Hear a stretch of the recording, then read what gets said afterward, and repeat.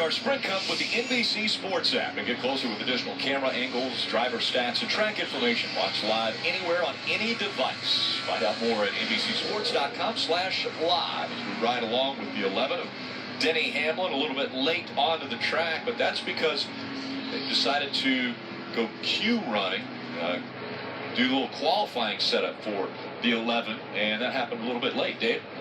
Yeah, and I don't know exactly why yet, Rick. I have a few more people to interrogate down here, including the crew chief, who would probably tell me why that was. But yeah, they were planning on doing race trim to start out, get a good feel for the car in that setup. But about 15 minutes before they were scheduled to go out, they changed their mind. The crew has been hustling. They got it done. And as you can see, Denny to the top of the charts in qualifying trim. Sometimes it's just the attitude of the approach. I mean, Denny Hamlin, did he walk in this morning and say, you know what, I feel good. Let's just go to qualify. I mean, you never know what the approach is, why they feel they need to do that. But, obviously he's working so far. He's at the top of the speed charts. A lot of talk has been made that qualifying very important, especially not only the starting position, because it seems like a little bit shorter of a race, but also the pit selection. Being able to have pit selection and a good pit stall at this racetrack is very beneficial. It is beneficial. Remember, the pit road down in turn 1 is actually in a turn. And so there are some bad pit stalls here. You can get in some stalls that are not favorable. It's hard anymore with timelines. You used to pick the timelines. It's very difficult to do that anymore. It's more about opening his own pit road. What that has done is reduce the number of good stalls.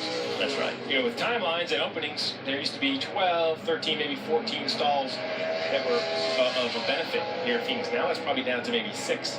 So as that number gets reduced, you have to qualify better to get one of those premium spots. Jimmie Johnson on the track, and Jimmie Johnson is chasing history.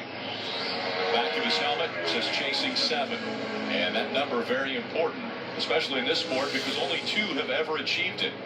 The King, Richard Petty, and the Intimidator, Dale Earnhardt. 2 drivers, 2 teams that have won 7 championships, and now Jimmie Johnson will have an opportunity to go for that 7th championship. It's been 22 years since Dale Earnhardt won his 7th championship.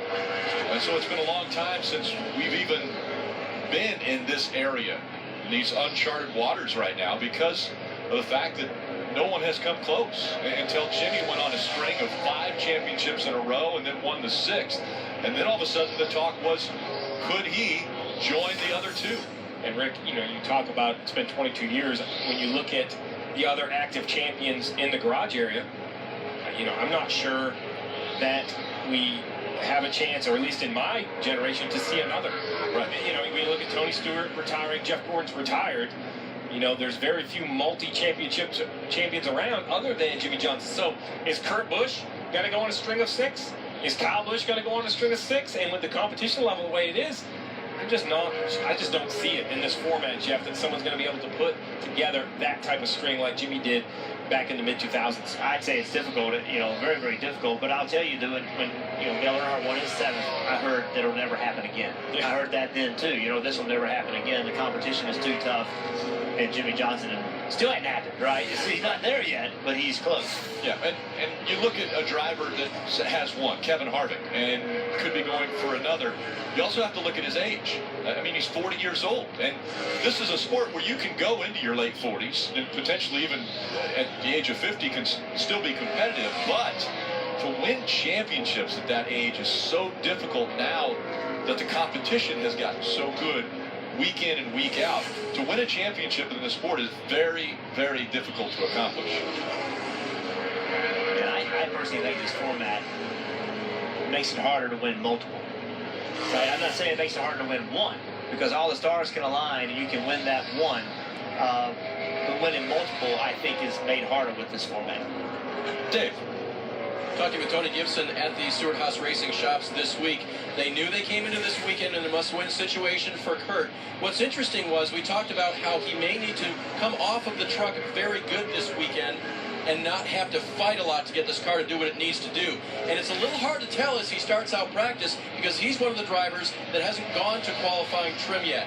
And yet, he's third. So I guess, Steve, maybe the numbers are telling me if he's third in race trim, the 41 may just have found something at the beginning here. Well, I don't think it's a surprise. I mean, I know the talk has been dominated by his teammate Kevin Harvick and his success here at Phoenix because he is very successful. But this is not a bad track for Kurt Busch by any means. And I arguably, Jeff, will say that the fact that they are in a corner and it is a must-win situation makes this 41 a little more dangerous because they could get off pit sequence. Tony Gibson has a lot of experience on the pit box. They really have nothing to lose at this point. It's win or bust for the 41. And this track suits him. You mentioned it. Kurt's good here. I mean, he has a good record here. Doesn't have a ton of wins, but he runs very well. Consistently runs in the top 10. So we see right now he's third fastest. And you know, this is the track. They seem to have struggled on the mile and a half. The big fast tracks that are aerosensitive. This is a track that isn't as big of an issue. So I think going in a must-win, this is the kind of racetrack you want to go if you're Kurt Busch. Not a driver that's in a must-win situation, but definitely wants to win, and that's Chase Elliott, a young driver that took over for Jeff Gordon at the beginning of the year, filled that vacancy when Jeff Gordon retired, and now Chase Elliott has come close to his first win, but has yet to get to victory lane, and only 2 races remain in this 2016 campaign. And the rookie stripe will come off at the end of the year, but will he have a win? Will this rookie be able to get to victory lane?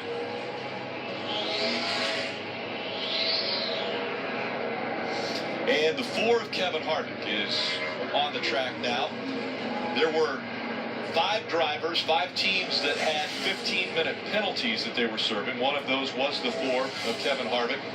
The 14, the 19, the 47, and the 78 all had 15-minute penalties to start this practice session. Yeah, that's not a penalty if you roll off on the track running well. You know, if these first 3 or 4 laps are fine, then it's not a penalty. But if these first laps aren't good and you're behind and you're not running like you need to, then that extra 15 minutes lost could be really big. Because you now don't have as much time to work on the car and find out what needs to be better about it. So we'll have to see what kind of penalty this is. This first lap's only 27 fastest, but we've talked about it. It takes a while to get the tires and work in here. I wouldn't have expected the first lap to be very good, but we'll see where he is on the 4th and 5th lap if they think they have enough speed. When we have the opportunity, we will ride along with Kevin Harvick to try to find out why he is so good at this racetrack.